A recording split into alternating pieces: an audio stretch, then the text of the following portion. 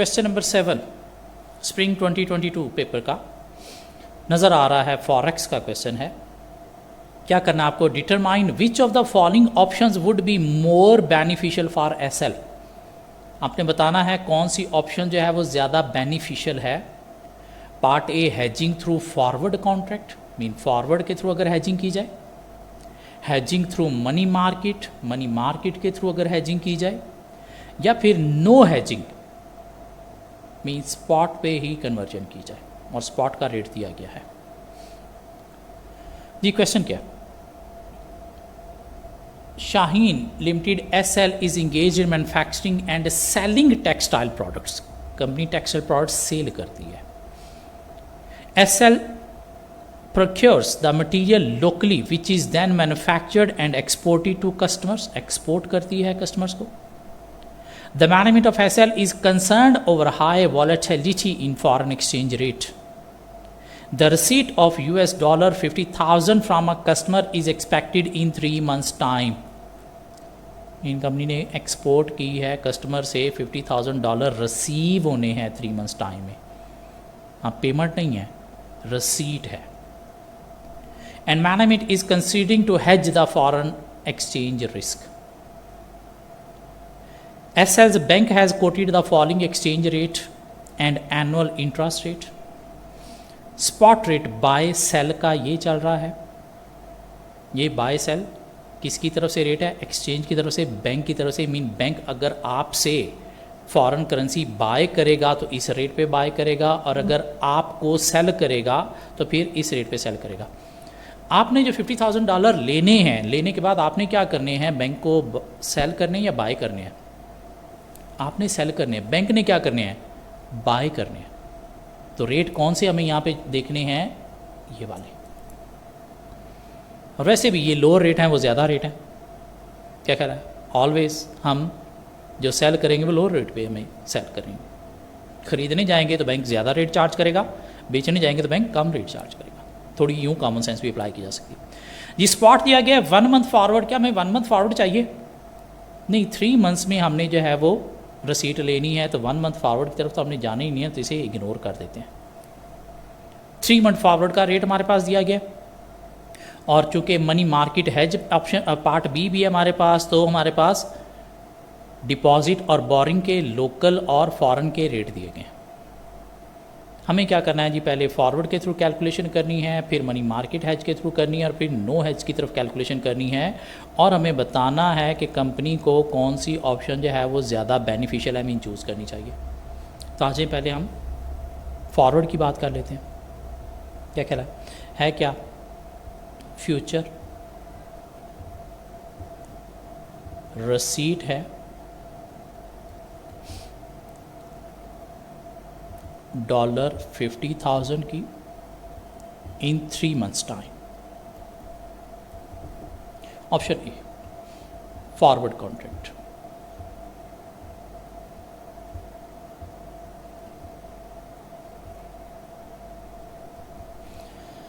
जी कैसे कैलकुलेशन करेंगे कि डॉलर हमारे पास 50,000 है, इनटू रेट अप्लाई करेंगे, सिंपल कैलकुलेशन हो जाएगी। और 3 मंथ्स फॉरवर्ड के 2 रेट हैं, तो हमने कौन सा लेना है, सेल करना है, लो रेट लेना है 177.555। क्या ख्याल है?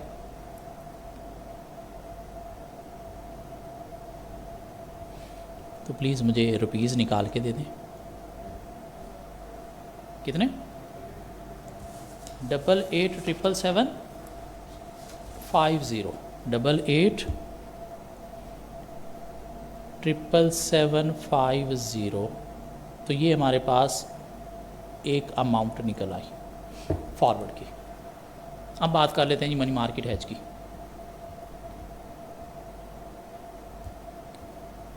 और मनी मार्केट हैज में हम क्या करते हैं, अपने स्टेप्स फॉलो करते हैं।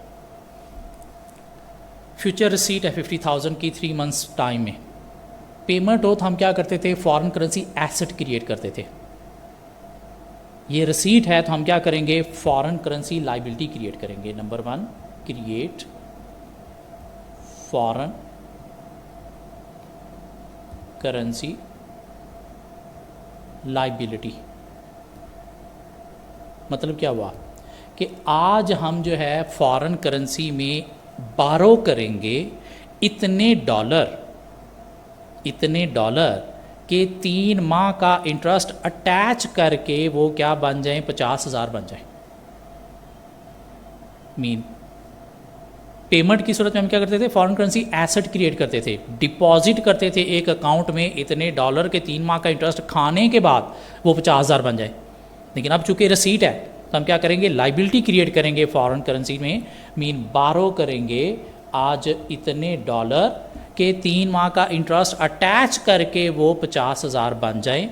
तो बारो करेंगे हम जी, बारो की अमाउंट कैसे निकालेंगे, ये जो 50,000 डॉलर है इसको हम डिवाइड करेंगे 1 प्लस रेट के साथ, और रेट हमें देखिएगा फॉरेन करेंसी में हम बारो करने जा रहे हैं तो फॉरेन करेंसी का बोरिंग का रेट कौन सा है, 2.75। फॉरेन में हमने डिपॉजिट नहीं करना इसलिए ये रेट काट दें, क्या करना है हमने, बारो करना है। और कितना ये रेट है पूरे साल का, हम 3 माह के लिए बारो करने जा रहे हैं तो इसको इंटू 3/12 भी करेंगे। सो ये कितना आ जाएगा, 0.0275 इंटू 3/12। तो यहाँ से प्लीज़ मुझे डॉलर निकाल के दे दें जो आपको बारो करने हैं। 49659 इतने डॉलर आज हम बारो करेंगे जो 3 माह का इंटरेस्ट लगने के बाद 50,000 बन जाएंगे। क्या करना है जी बारो करके, इनको हमने ट्रांसफ़र करना है होम में। मीन देखना अब इसके रुपीज़ कितने बनेंगे, क्या ख्याल है। तो क्या करेंगे, रुपीज़ बनाने के लिए $49659 को रेट से मल्टीप्लाई करेंगे। इसी कौन से रेट से मल्टीप्लाई करेंगे, स्पॉट वाले रेट से मल्टीप्लाई करेंगे। स्पॉट का रेट कितना चल रहा है, 178.650। तो प्लीज़ मुझे यहाँ से बता दीजिएगा रुपीज़ कितने बन गए, 8871,580 जी। होम में ट्रांसफ़र करके करना ही क्या है, हमने यहाँ पे डिपॉजिट करके इसके ऊपर इंटरेस्ट खाना है। तो क्या करेंगे हम जी, डिपॉजिट करेंगे इन होम एंड अर्न इंटरेस्ट, और इस पे क्या करेंगे, इंटरेस्ट अर्न करेंगे। क्या कह रहा है जी, कितना हम डिपॉजिट करेंगे जी, डिपॉजिट हम यही करेंगे कितना, 8871,580, और इस पे इंटरेस्ट जो है वो हम कैलकुलेट करेंगे जी। इंटरेस्ट कितना कैसे कैलकुलेट करेंगे, 8871,580 इंटू हम मल्टीप्लाई करेंगे रेट डिपॉजिट का हमारे कंट्री में कौन सा चल रहा है, 6.75। तो इसको इग्नोर कर देते हैं, ठीक है ना। सो 6.75 इसे हम लिखेंगे, और पहले इसको 3/12 करेंगे और फिर इसको अमाउंट से मल्टीप्लाई करेंगे। तो उसके बाद प्लीज़ मुझे इंटरेस्ट की अमाउंट भी दे दें कितनी है,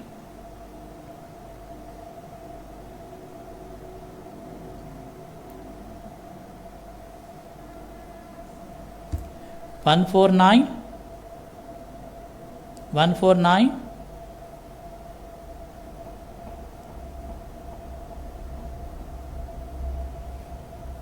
जी। 6.75 को 3/12 करें, 149,708। तो टोटल हमारे पास जो नेट प्रोसीड हमें मिली वो कितनी मिली, 9,021,288 जी। फॉरवर्ड के थ्रू अगर हम जाते हैं तो हमें जो प्रोसीड मिली वो मिली कितनी, 88,77750, और मनी मार्केट हैज के थ्रू मिली 9। तो ज़्यादा अच्छी है या कम अच्छी है, रसीट है, पेमेंट होती है तो कम अच्छी होती है, रसीट है तो ज़्यादा अच्छी है। तो मनी मार्केट हैज के थ्रू हमें इतना मिल रहा है। तभी दोनों ऑप्शन को देखा जाए तो मनी मार्केट हैज जो है वो ठीक लग रहा है जी। मनी मार्केट हैज दोबारा से देख लें, अगर फॉरेन करेंसी पेमेंट हो तो हम क्रिएट करते हैं फॉरेन करेंसी एसेट, मीन इतने डॉलर आज हम डिपॉजिट करेंगे कि इंटरेस्ट खाने के बाद वो से 50,000 बन जाए। और अगर फॉरेन करेंसी रसीट है तो आज हम क्रिएट करेंगे फॉरेन करेंसी लाइबिलिटी, मीन बारो करेंगे इतने डॉलर के इंटरेस्ट के अटैच करके वो 50,000 बन जाए। बारो करके क्या करेंगे, उसको अपने होम में ट्रांसफ़र करेंगे, तो उसको रुपीज़ में कन्वर्ट करेंगे और इधर हम क्या करेंगे, उसे डिपॉजिट करेंगे और उसके ऊपर इंटरेस्ट कमाएंगे। और अगर हम फॉरवर्ड कॉन्ट्रैक्ट में जाते हैं तो वही 50,000 डॉलर हमें जो है वो कन्वर्ट करके इतने रुपीज़ मिलेंगे। अगर मनी मार्केट हेज में जाते हैं तो 50,000 डॉलर कन्वर्ट करके हमें इतने रुपीज़ मिलेंगे। तो ज़्यादा अच्छी बात कौन सी है, मनी मार्केट हेज। लेकिन अभी एक तीसरी ऑप्शन भी पड़ी है, वो क्या है, no hedging assume that on the date of settlement of transaction spot rate is $1.178.15। तो नो हेज की तरफ भी चले जाते हैं, इधर कैलकुलेशन कर लेते हैं नो हेज की।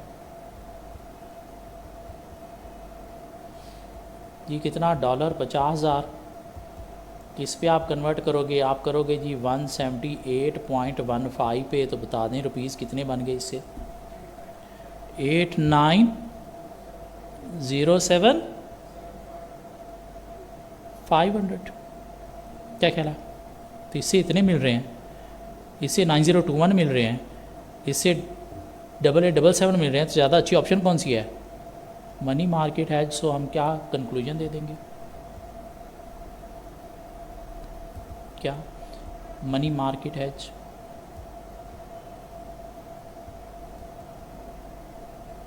is beneficial because it generates higher receipt of rupees कितनी 9021,288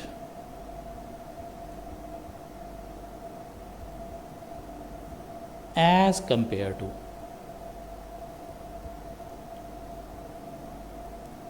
forward contract and spot rate। क्या ख्याल है, एक अच्छा क्वेश्चन था, इजी था, मुश्किल नहीं था। और इस पेपर में स्टूडेंट ने सबसे ज़्यादा जो मार्क्स लिए वो इसी क्वेश्चन में से लिए। और इसलिए मनी मार्केट हेज की जिसकी भी अच्छी थोड़ी सी प्रैक्टिस है वो कवर कर लेगा। क्या ख्याल है जी, मूव होते हैं नेक्स्ट क्वेश्चन की तरफ। जी क्वेश्चन नंबर 8 को अगर हम देखें, 6 नंबर के लिए उसने एक क्वेश्चन टेस्ट किया है। क्वेश्चन नंबर 8 6 नंबर के लिए क्वेश्चन टेस्ट किया गया। क्या कहता है ये question, assume today is 1 September 2022। On 1 September 2022, Karachi Kites Limited KK plans to hedge the market rate risk of an export receipt amounting to $2 million, which is expected to be received on 30th November 2022. The current spot price per $US is 208. Company ने क्या करना है, कोई receipt है in future कितने की, $2 million की receipt in future है, $2 मिलियन की 3 मंथ्स टाइम में। क्या कह रहा है, 3 मंथ्स टाइम और 2 मंथ्स टाइम, 1 सितंबर 30 सितंबर 2 मंथ्स टाइम में। द करंट स्पॉट प्राइस पर डॉलर चल रही है 208। KK intends to hedge the currency risk through future, और फ्यूचर के थ्रू हेज करने जा रहे हैं। A future contract is for 120,000 and is available in a standard lot size of 1 with the tick value of ₹12. Following future rates are available। 3 तरह के futures available हैं। अक्टूबर वाला है जिसका रेट ये है, नवंबर वाला है और दिसंबर वाला है। तो आप कौन सा फ्यूचर लोगे, या आपकी मैच्योरिटी डेट है immediately after the maturity date कौन सा बनता है, नवंबर वाला ही बनता है। क्या कहला, the spot rate on 30th November is expected to be 218.5।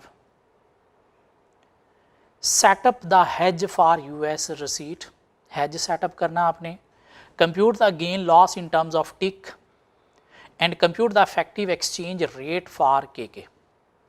तो पहले हम पार्ट ए और सी को करने की कोशिश करते हैं। नॉर्मल जो हम फ्यूचर के थ्रू हेजिंग करते हैं उसकी पहले बात करते हैं, और फिर हम देखेंगे ये टिक क्या होता है और उसके अकॉर्डिंगली लॉस कैसे कैलकुलेट करना है। क्या ख्याल है? फ्यूचर्स के थ्रू अगर हम करने जा रहे हैं तो हमारा क्वेश्चन हम अटैम्प्ट करते वक्त कुछ स्टेप्स फॉलो किया करते थे। क्या स्टेप फॉलो किया करते थे? सबसे पहले हम अपनी जो है वो हेज स्ट्रैटजी जो है वो बनाया करते थे। हेज स्ट्रैटजी है, फ्यूचर में रसीट है, और फ्यूचर्स में दो तरह की स्ट्रैटजी होती हैं, बाय नाउ सेल लेटर या सेल नाउ बाय लेटर। तो यहाँ पे रसीट की सूरत में कौन सी स्ट्रैटजी आएगी sir? Sell now buy later. Receipt है, पेमेंट होती तो डॉलर बाय करके आपने पेमेंट करनी है तो बाय नाउ सेल लेटर होता। रसीट है तो आपने क्या करना है, उसके बाद डॉलर सेल करने हैं ना अपनी करेंसी में कन्वर्ट करने के लिए, तो सेल नाउ बाय लेटर पे चलेंगे। उसके बाद हमारे पास क्या होता है जी, स्टेप होता है choice of contract and number of contract. Choice of contract आप कौन सा लोगे? नवंबर फ्यूचर लोगे? क्या ख्याल है? नवंबर फ्यूचर लोगे जो 30 नंबर वाला है। अब नंबर ऑफ कॉन्ट्रैक्ट आपने निकालने हैं तो $2 मिलियन हैं, और कॉन्ट्रैक्ट साइज़ कितना है 120 का, तो $2 मिलियन हैं, कॉन्ट्रैक्ट साइज़ आपका 120 का है। तो इसके अकॉर्डिंगली प्लीज़ देखिएगा कितने आपके कॉन्ट्रैक्ट बनते हैं, $2 मिलियन हैं और 120,000 कॉन्ट्रैक्ट साइज़ है, तो कितना बन गया 16.667 बन गया, जो कि हम इन होल नंबर ले लेते हैं तो अप्रॉक्सीमेटली इक्वल टू 17 कॉन्ट्रैक्ट बन गया। क्या ख्याल है? और यहाँ पे आपका पार्ट ए सॉल्व हो गया, हैज सेटअप आपने कंप्लीट कर दिया, ये आपका हैज सेटअप बन गया। अब आपने पार्ट सी की तरफ जाएं, compute the effective exchange rate for के मीन इस ट्रांजैक्शन से आपको इफेक्टिव रेट क्या पड़ेगा, तो पहले हमें गेन लॉस निकालना पड़ेगा फ्यूचर का। क्या कह रहा है? उसके बाद स्टेप क्या आता था, गेन और लॉस ऑन फ्यूचर। और गेन लॉस निकालने के लिए आप पहले क्या कर रहे हो, सेल कर रहे हो, फिर आप क्या कर रहे हो, बाय कर रहे हो। सेल आप जो है वो करने जा रहे हो सर कितने कॉन्ट्रैक्ट, 17 कॉन्ट्रैक्ट। क्या प्राइस आप सेल करने जा रहे हो जो आपको फ्यूचर की मिली है 213.5। तो यहाँ से प्लीज़ मुझे एक वैल्यू दे दें कितनी बनती है। 17 कॉन्ट्रैक्ट, कितने कॉन्ट्रैक्ट साइज़ कितना है 120,000, और कितने कॉन्ट्रैक्ट हैं, और सॉरी क्या प्राइस है 213.5। तो यहाँ से एक वैल्यू प्लीज़ मुझे दे दें कितनी बनती है।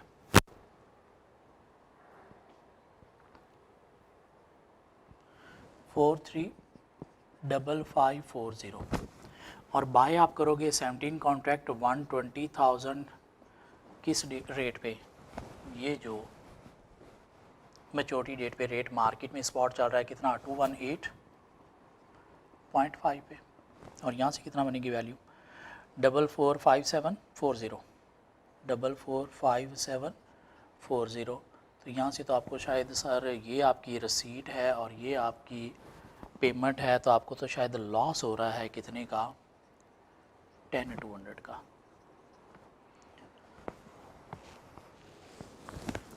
Excuse me. अब आपको क्या निकालना है, इफेक्टिव रेट जो आपको पड़ा वो आपने निकालना है। तो इफेक्टिव रेट निकालने के लिए आप क्या करोगे जी, इफेक्टिव रेट निकालने के लिए जो एक्चुअल आपने सेल किया, एक्चुअल जो आप सेल करोगे वो किस रेट पे करोगे, इस रेट पे सेल करोगे। क्या ख्याल है, इस रेट पे सेल करोगे 218 पे, कितने का $2 मिलियन 218.5 पे आप सेल करोगे, तो कितनी आपको जो है वो प्रोसीड होगी एक्चुअल सेल करके 437,000। क्या ख्याल है? और जो लॉस ऑन फ्यूचर आपको हुआ है वो कितना हुआ है सर 10,200 का। तो आपको जो नेट प्रोसीड मिलेगी वो कितने की मिलेगी 426,800 की। कितने डॉलर के अगेंस्ट, $2 मिलियन के अगेंस्ट। तो आपको जो इफेक्टिव रेट पड़ेगा वो सर कितना पड़ेगा, क्या ख्याल है? इफेक्टिवली जो आपको रेट पड़ेगा, ये अपनी फिगर 1000 में ली है तो ये भी 1000 में लो, तो इफेक्टिव जो रेट आपको पड़ेगा वो कितना पड़ेगा 213.4 213.4 रुपीज़ पर डॉलर। और ये क्या है आपकी रिक्वायरमेंट सी जो है वो भी सॉल्व होगी। क्या कहला मीन नॉर्मल जो फ्यूचर का क्वेश्चन हम करते हैं वो इसी तरह से करते हैं। अब यहाँ पे बीच में बात आ गई, उसने कहा जी कंप्यूट द गेन और loss in terms of ticks. और यहाँ पे उसने क्या कहा है कि स्टैंडर्ड लॉट साइज 1 है with the tick value of ₹12। अब ये टिक क्या है, इसमें बेसिकली दो कॉन्सेप्ट हैं, एक है टिक साइज और एक है tick value. Tick size and tick value एक छोटा सा कॉन्सेप्ट है हमारी ICAP बुक के अंदर। नॉर्मली मार्केट में लोग जो है इस टिक के बिना ही फ्यूचर की सारी वर्किंग करवाते हैं, लेकिन हमारी बुक में कॉन्सेप्ट था और एग्जामिनर ने टेस्ट भी कर लिया 2 नंबर के लिए, टिक साइज और टिक वैल्यू। फ्यूचर की मार्केट में जब भी आप कोई फ्यूचर बाय सेल करते हो ना, तो आपको कुछ प्राइस मूवमेंट जो है वो दी जाती हैं। वो मिनिमम प्राइस का जो डिफरेंस आ रहा होता है उसे नाम दिया जाता है टिक साइज का। सो टिक साइज क्या है, minimum price difference, minimum price difference in exchange of future, in buying selling of future. वो नॉर्मली जो है वो 1 सेंट होता है डॉलर में अगर प्राइसेस आ रही हैं तो। हाँ, इधर उसने कितना दे दिया, ₹12 दे दिया। नॉर्मली क्या होता है 0.01 डॉलर मीन 1 सेंट होता है। मीन प्राइस में जो चेंज आता है एक मूवमेंट से दूसरे मूवमेंट में फ्यूचर कॉन्ट्रैक्ट में, तो वो इधर कितना दे दिया है, रुपीज़ में 12 है, अगर डॉलर में होता तो ये 1 सेंट होता। क्या कहला।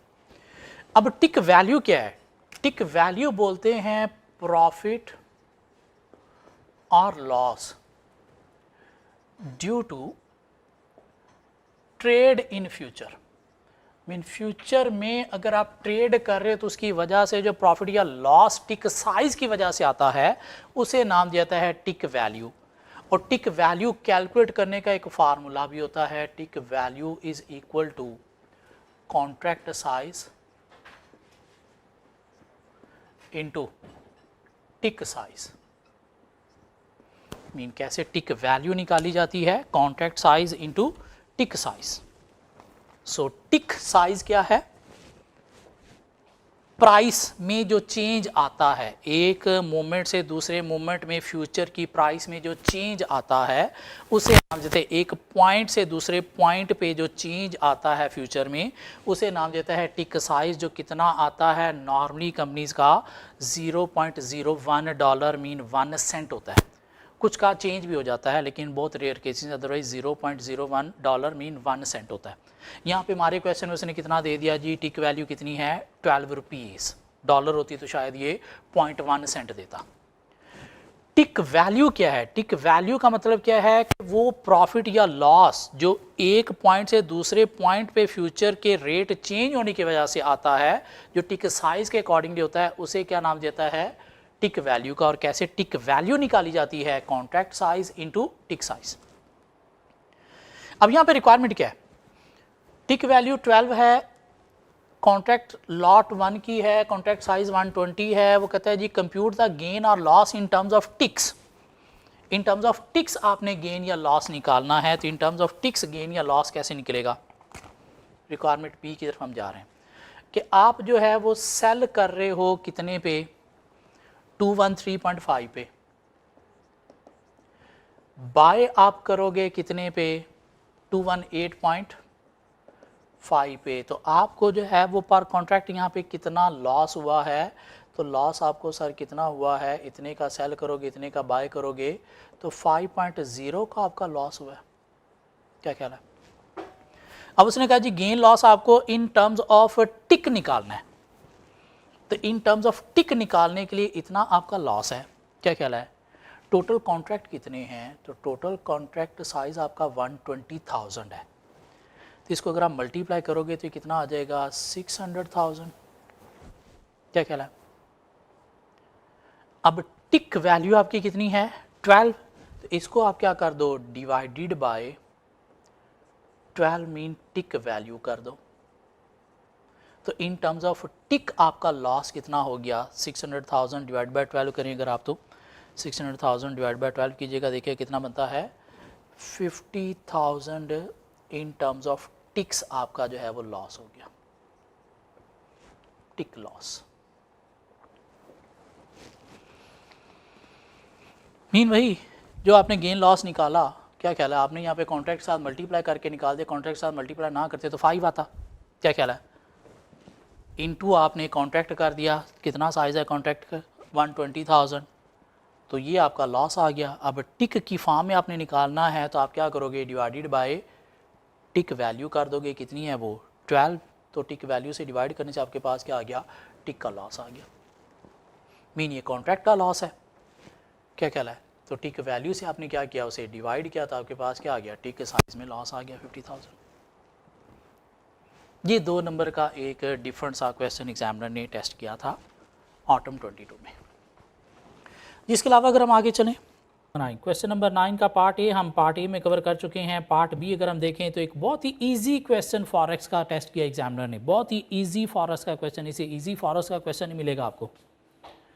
Money market hedge, FIFA sports limited FSL imports raw material from China.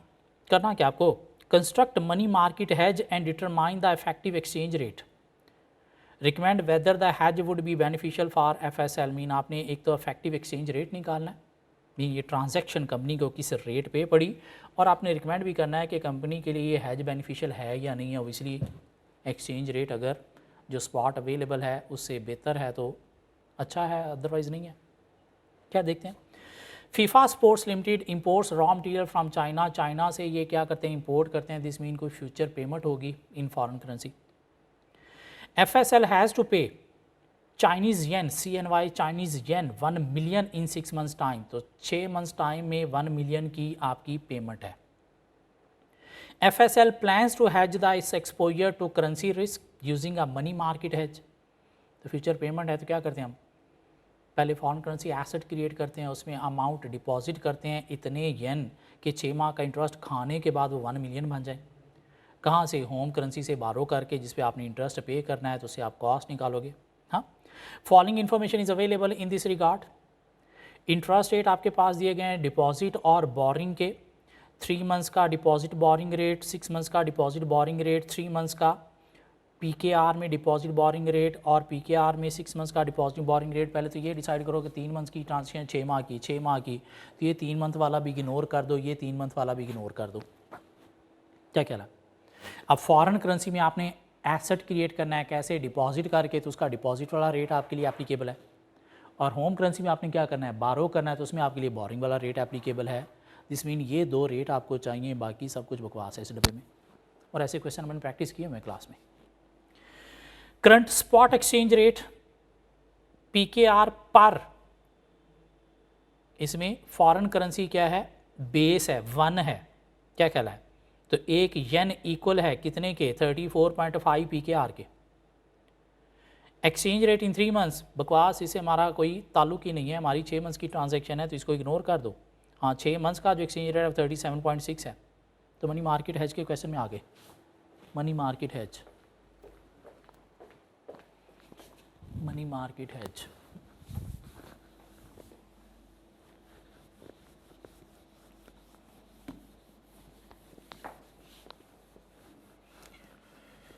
जी क्या करना है हमने, क्वेश्चन नंबर 9 क्या कहला है, फॉरेन पेमेंट्स है।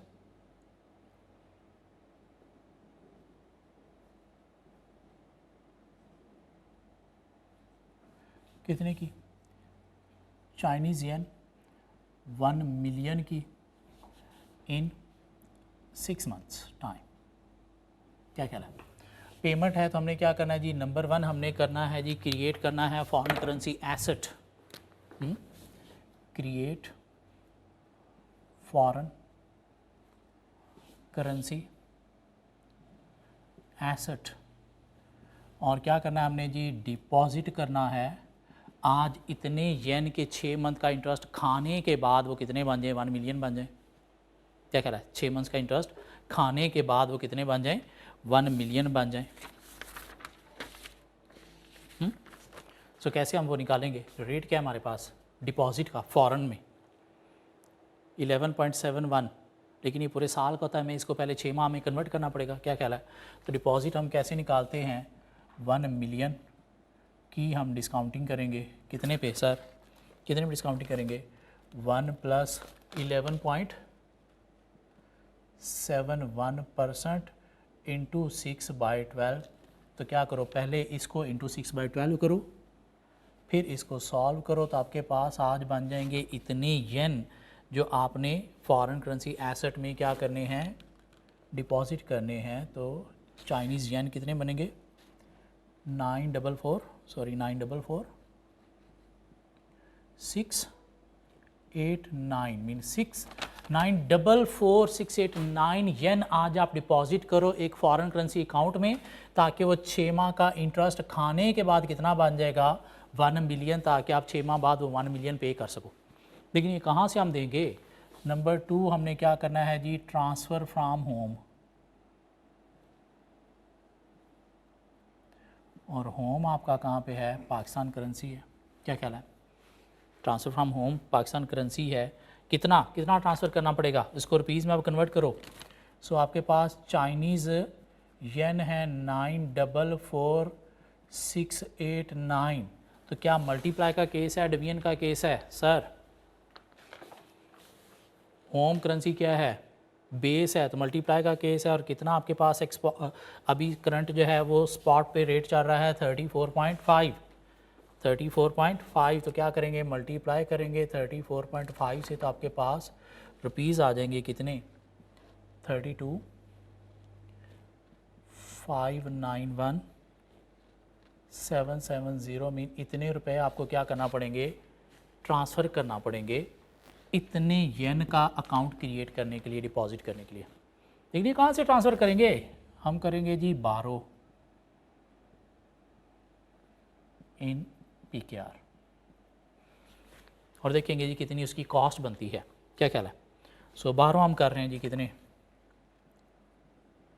कितने बारो कर रहे हैं, 32,591,770, तो इस पर इंटरेस्ट हम पे करेंगे 32,591,770, और बारो करने का होम कंट्री में इंटरेस्ट रेट क्या है सर, 17.16, 6 मंथ्स का आपने लेना है, 6 मंथ्स के लिए आप बारो कर रहे हो, कितना 17.16, 17.16 इंटू 6/12 आपने लाजमी करना है, क्यों, वो पूरे साल का होता है। तो पहले इसको मल्टीप्लाई करना है, प्लीज़ इसको इसे मल्टीप्लाई करके ये नहीं करना, पहले इसको मल्टीप्लाई करना है, फिर इसे मल्टीप्लाई करें, तो आपके पास इंटरेस्ट की अमाउंट आएगी कितनी, 2796,374। तो यहाँ से आपके पास आ जाएगी सर टोटल कॉस्ट इस ट्रांजैक्शन की आपको कितनी पड़ रही है, 35,388,144, ये आपको टोटल कॉस्ट पड़ रही है इस पूरी ट्रांजैक्शन की। कितने येन आपने पे करने थे, इसको डिवाइडेड बाय 1 मिलियन येन कर दो, तो आपके पास क्या आ जाएगा, इफेक्टिव रेट आ जाएगा, और इफेक्टिव रेट कितना बना, 35.39। क्या ख्याल है, मेरी इस ट्रांजैक्शन की आपको जो कॉस्ट पड़ी वो इतनी, और इफेक्टिव रेट आपको पड़ा इतना। मार्केट में 6 मंथ बाद क्या रेट चल रहा है, 37.6, तो आपको ये ट्रांजैक्शन कितने में पड़ी, 35.39 में, तो आपकी ये ट्रांजैक्शन बेनिफिशियल है या नहीं है, बेनिफिशियल है। क्या ख्याल है, सो क्या लिखेंगे conclusion, money market hedge is beneficial for, company का नाम क्या था, कंपनी का नाम दिया गया है FSL, because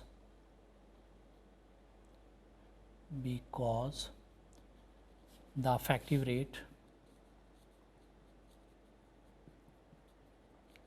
of 35.39 is lower than spot rate after 6 months of कितना 37.6। क्या कहना, एक इजी क्वेश्चन था। मीन फॉरेक्स का इससे इजी क्वेश्चन आज तक पास पेपर में कभी टेस्ट नहीं हुआ, और एक इजी क्वेश्चन ऐसा अटेम्प्ट करके आप अच्छे मार्क्स सिक्योर कर सकते हो। जी एक लास्ट क्वेश्चन की तरफ, ऑटम 23 पास पेपर हम कवर कर रहे हैं। Question number 9 of autumn 23। Question number 9 of autumn 23 forex का एक क्वेश्चन एग्जामिनर ने टेस्ट किया 5+3 8 मार्क्स के लिए, कि इजी क्वेश्चन था कमोडिटी रिस्क के ऊपर। सिमिलर क्वेश्चन हमने क्लास में प्रैक्टिस किए हुए हैं और इजीली 8 नहीं तो 6-7 नंबर लिए जा सकते हैं। क्या करना है आपको, part A for 5 marks, determine the outcome using the future and forward contract. Hedging strategies mean future और फॉरवर्ड दोनों के अकॉर्डिंगली आपको आउटकम निकालने हैं। Hedging strategies assuming the spot rate on 29th February 2024 is expected to be PKR 87,500 per MT. MT might be quantity something. Let's see.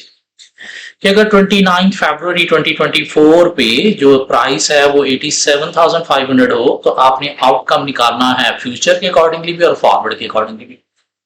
Let's see. Unity Rice URT estimates that it will have 25.59 metric ton empty metric ton quantity of rice available for sale on 29th February 2024। तो company के पास about 25.60 metric ton rice available है, जो company ने cell करनी है कब, 29 फरवरी 2024 को। assume that the date today is 1 September 2023। Income sell करने हैं सितंबर, अक्टूबर, नवंबर, दिसंबर, जनवरी, फरवरी में 6 महीने बाद कंपनी ने सेल करनी है।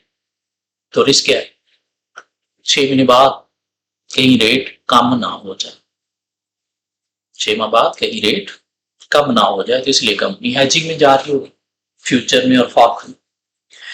In view of the recent volatility in food prices, URT is considering hedging its market risk. The following information is available. Hedging forward और future दोनों के थ्रू करना जा रही है। The current spot price stands at ₹90,000 per metric ton। Mean current अभी जो spot price चल रही है वो 90,000, तो रिस्क है कहीं फ्यूचर में प्राइस कम ना हो जाए। The future contract for 1 MT, contract size 1 MT, set to expire in 6 months is priced at PKR 93,500 MT। और आज फ्यूचर कॉन्ट्रैक्ट की प्राइस कितनी है, 93,500। The term of the forward contract for 1 MT with 6 months expiry is as follows। और अगर forward पे जाते हैं तो बाय का रेट ये है जो कि हमारे लिए सेल का होगा, और सेल का रेट ये है जो हमारे लिए बाय का होगा। और हमने क्या करना है, सेल करने इन फ्यूचर। क्या कह रहा है, 6 माह बाद हमने सेल करनी इतनी क्वांटिटी। तो अगर हम फॉरवर्ड में जाते हैं तो हम क्या करेंगे, जो रेट किसी ने ऑफर किया है उसका बाय हमारा सेल, तो ये रेट हम फॉरवर्ड पे बाय करेंगे। प्लीज मेक श्योर, क्योंकि जो फॉरवर्ड में हमें रेट मिलते हैं उसका बाय तो हमारा सेल, उसका सेल हमारा बाय। मीन कोई हमें ऑफर करता है, हम नहीं किसी को ऑफर कर रहे, कोई हमें ऑफर करता है, लाइक बैंक हमें ऑफर करता है। और आपने क्या करना है, आउटकम निकालना है फॉरवर्ड के थ्रू और फ्यूचर के थ्रू फॉर 5 मार्क्स। तो आ जाए सॉल्व करते हैं, पहले फॉरवर्ड के थ्रू कर लेते हैं। So hedging through forward mean part ए।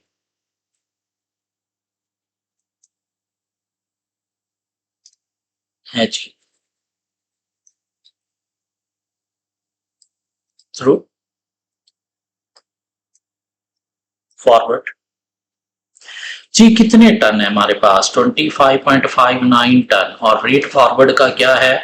सेल करनी है, हमने सेल करनी है। तो हमें जो ऑफर हुआ है किसी की तरफ से कि वो हमसे बाय करेगा इतने में, मीन हम सेल करेंगे इतने में, तो 25.59 मैट्रिक टन इंटू 93,600, तो हमें जो नेट प्रोसीड होगी वो कितनी होगी?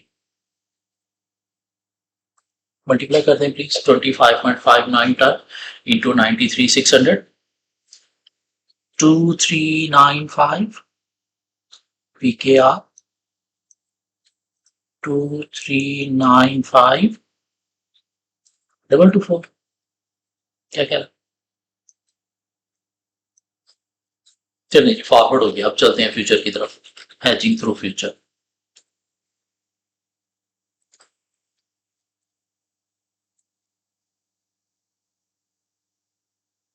और फ्यूचर में हम क्या करते हैं जी? सबसे पहले अपनी हैज स्ट्रैटेजी डिफाइन करेंगे।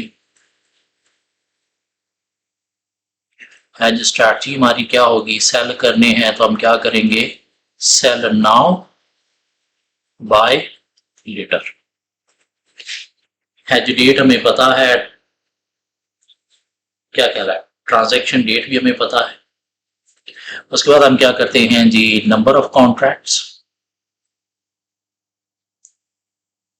चॉइस ऑफ कॉन्ट्रैक्ट की तरफ जाने की जरूरत ही नहीं है क्योंकि एक ही कॉन्ट्रैक्ट अवेलेबल है। और नंबर ऑफ कॉन्ट्रैक्ट कितना है जी? 25.59, जो कि अप्रॉक्सीमेटली जो है वो किसके इक्वल हो जाएगा? 26 कॉन्ट्रैक्ट के। क्या कह रहा है? और प्राइस एक ही अवेलेबल है और वो कितनी है? 93,500। क्या कह रहा है? दिस मीन आज हम सेल करेंगे और फ्यूचर में बाय करेंगे, तो हम चले जाते हैं जी किस तरफ? गेन और लॉस ऑन फ्यूचर कैलकुलेट करने के लिए।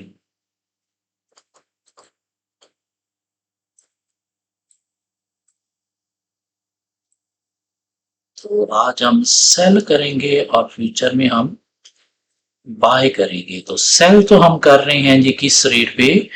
93,500 पे। ये रेट है हमारे पास फ्यूचर का आज। सो 93,500। और बाय करने के लिए हमारे पास जो है वो फ्यूचर का रेट नहीं दिया गया, तो एट मैच्योरिटी जो है वो फ्यूचर रेट और स्पॉट रेट इक्वल हो जाते हैं। तो हम स्पॉट रेट यूज करेंगे कितना? 87,500। क्या कह रहा है? तो सेल हम इतने पे करेंगे, बाय हम इतने पे करेंगे, तो हमें क्या हो गया जी? गेन हो गया। कितना गेन हो गया? 6,000 का गेन हो गया। अब क्या करना है जी? नेट प्रोसीड्स निकाल लेते हैं।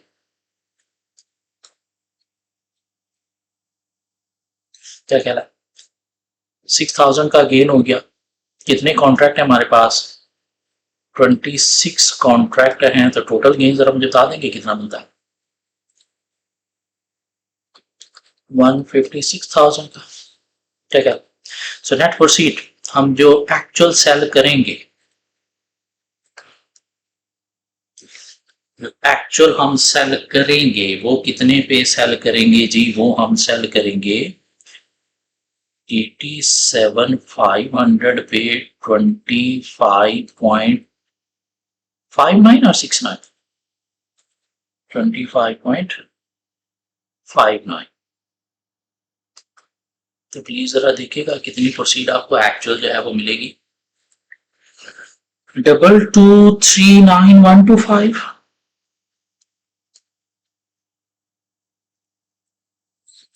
और साथ आपको क्या हुआ है? गेन भी हुआ है। और गेन कितना हुआ है? 156,000 का। तो आपके पास जो नेट प्रोसीड्स आ जाएंगी थ्रू फ्यूचर वो आपको मिल जाएंगी जी कितनी? 2395,125। ये आपको फ्यूचर से मिल रहा है। और ये आपको फॉरवर्ड से मिल रहा था, उसकी रिक्वायरमेंट क्या है कि कौन सी ऑप्शन पे जाना है, क्या ऐसा उसने तो पूछा है? नहीं, उसने सिंपली क्या कहा है, determine the outcome using the future and forward hedging mean outcome mean net proceeds आपने निकालनी है। तो नेट प्रोसीड्स जो है वो फॉरवर्ड के थ्रू आपको ये मिल रही है और फ्यूचर के थ्रू आपको ये मिल रही है। कोई कंपैरिजन करने की अगर जरूरत होती तो हम किस पे जाते? ऑब्वियसली फॉरवर्ड पे जाते, क्यों? थोड़ी सी ज्यादा हो जाएगी। क्या गलत? Simple question, easy question, part B है क्वेश्चन का। Suggest the optimal strategy for URT. Mean आपने यूआरटी के लिए एक ऑप्टिमल स्ट्रैटेजी बतानी है। ऑप्टिमल मीन बेस्ट स्ट्रैटेजी बतानी है जिसमें बेनिफिट ज्यादा से ज्यादा हो, along with appropriate justification के साथ, in the event that the spot price is forecasted to rise to 102,000। अगर ये एक्सपेक्टेशन हो कि स्पॉट प्राइस 87,500 की बजाय इतनी होगी पर मैट्रिक टन विद इन द नेक्स्ट 6 months, मीन आपने ऑप्टिमल स्ट्रैटेजी बतानी है कि कंपनी हेजिंग में जाए या ना जाए। What would be the reason that might prevent the execution of the optimal strategy, और ऑप्टिमल स्ट्रैटेजी कंपनी अडॉप्ट करेगी नहीं करेगी, इसके पीछे रीजन क्या हो सकती है? ऑब्वियसली अगर तो भाई फ्यूचर में एक्सपेक्टेशन है कि आज जो है वो प्राइस चल रही है कितनी, फॉरवर्ड की 93,500, फ्यूचर की भी इतनी चल रही है 93,600, 93,500, अगर फ्यूचर में आपको 102 मिलने का चांस है तो कंपनी हेजिंग में नहीं जाएगी। कंपनी क्या करेगी? स्पॉट पे सेल करेगी। क्या करा? Company will not move towards hedging, company will sell at spot if there is expectation of selling at 102,000 पर मैट्रिक टन। हाँ, इसमें क्या रीजंस हो सकती हैं, क्या फैक्टर्स हो सकते हैं, अब उसमें देखना पड़ेगा कि एक्सपेक्टेशन जो है वो कितनी एक्यूरेट है, क्योंकि फ्यूचर एक्सपेक्टेड प्राइस है 102 की, तो कितनी एक्यूरेट है, पास्ट हिस्ट्री क्या है, कहां से आपको डेटा मिला है, तो ये फैक्टर कंसीडर करना पड़ेगा। और फिर देखना पड़ेगा कि अगर तो कंपनी रिस्क एवर्स है, रिस्क एवर्स मीन डरी हुई है, डरपोक है, तो फिर कंपनी हैचिंग की तरफ जाएगी रादर देन के स्पॉट की तरफ जाए। तो कंपनी का रिस्क अवर्स भी देखना पड़ेगा, मीन रिस्क एपेटाइट कंपनी का देखना पड़ेगा, रिस्क एपेटाइट कितना है, उसके अकॉर्डिंगली कंपनी डिसाइड करेगी कि इधर हैचिंग में जाए या फिर ना जाए। हाँ, कंपनी अगर हैचिंग में जाती है तो उससे फ्यूचर की अनसर्टेनिटी का जो प्राइसेस का रिस्क है वो कवर हो जाएगा। तो ये 3 फैक्टर्स लिखने हैं 8 नंबर। एक इजी क्वेश्चन था, मुश्किल नहीं था।